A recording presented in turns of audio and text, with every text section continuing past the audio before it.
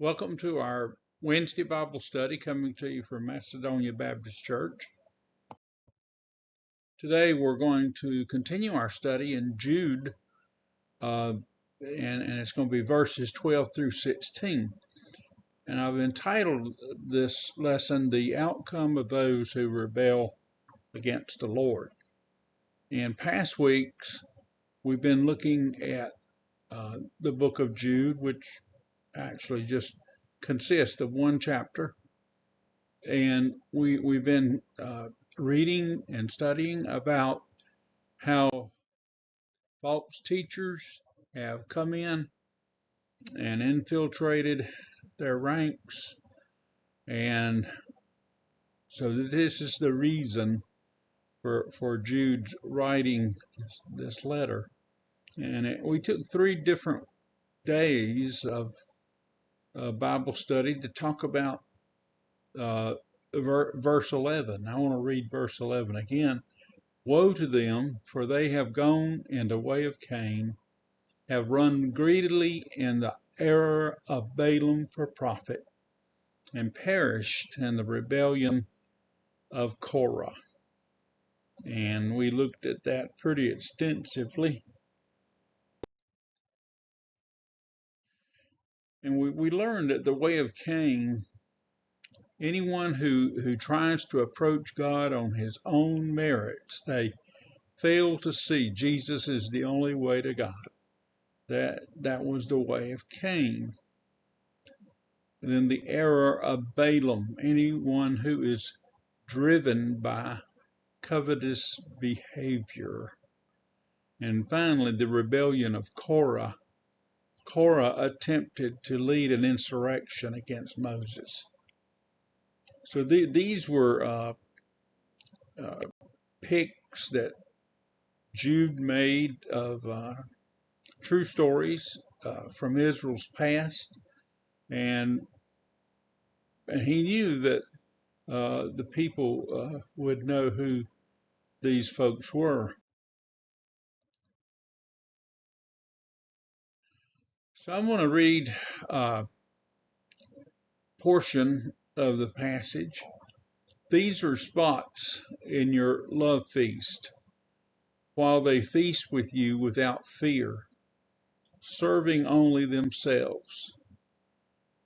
They are clouds without water, carried about by the winds, late autumn trees without fruit, twice dead, pulled up by the roots. Raging waves of the sea, foaming up their own shame. Wandering stars, for whom is reserved the blackness of darkness forever. Now Enoch, the 7th from Adam, prophesied about these men also. We'll stop there and go back on a couple of these points.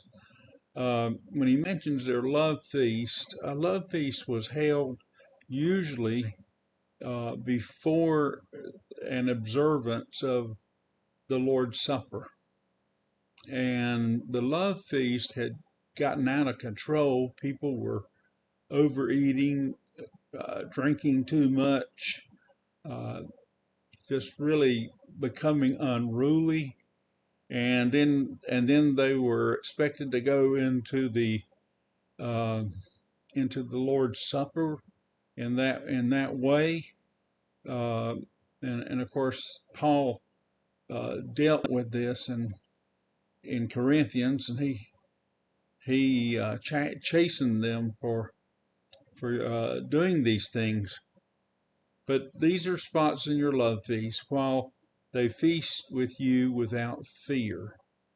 So during these feasts, they're eating with them, and they have no fear. They're serving only themselves. Then he uses this illustration. They are clouds without water. And of course, what is a cloud without water? There's no rain, and it's just empty. And they're carried about by the winds, and those clouds are so light. That is the case with them. late autumn trees without fruit, twice dead, pulled up by the roots, raging waves of the sea. You know, you go to the beach and you see the waves coming in, and it creates a foaming up their own shame. Wandering stars for whom is reserved the blackness of darkness forever. You know, in our time, we read about black holes, and that would definitely any star going into a black hole would be in the blackness of darkness forever.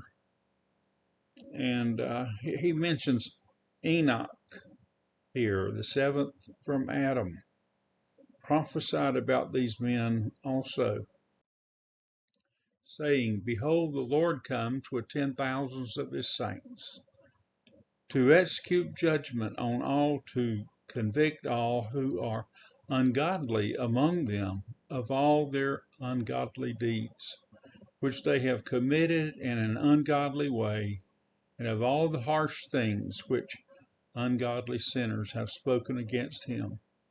These are grumblers, complainers, walking according to their own lust, and they mouth great swelling words, flattering people to gain advantage."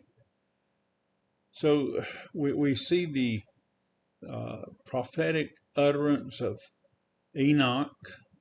Of course, this is history tells us there most likely was a book of Enoch.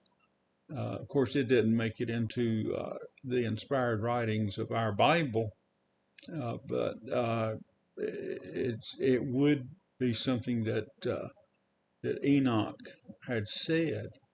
And of course, it was a prophecy. Behold, the Lord comes with 10,000s of his saints to execute judgment on all and to convict all who are ungodly among them, as they have ungodly deeds.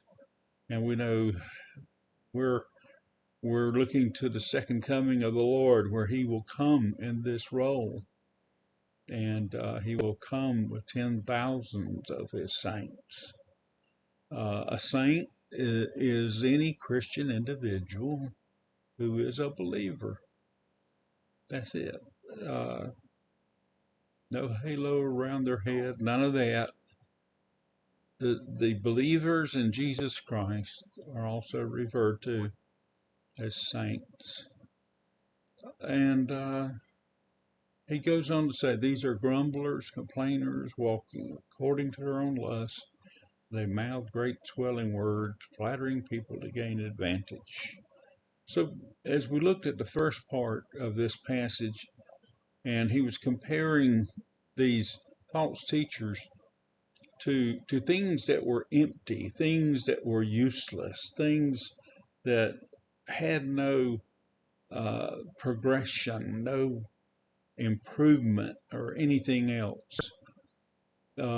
These were the kind of people these false teachers were.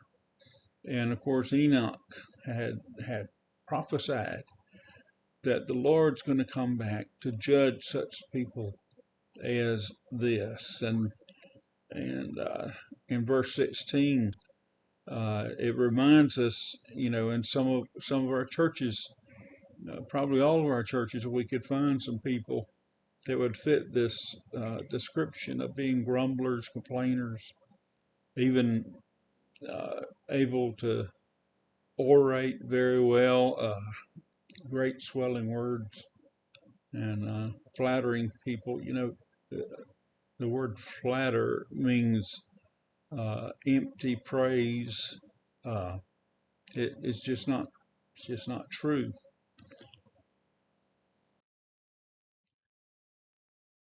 So we will continue next week in the book of Jude, and see more of what Jude is saying to us through this little book.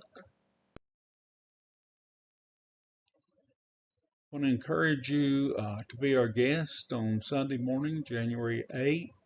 Sunday school's at 9, worship's at 10, and we'll be continuing our study in the book of Revelation on Sunday.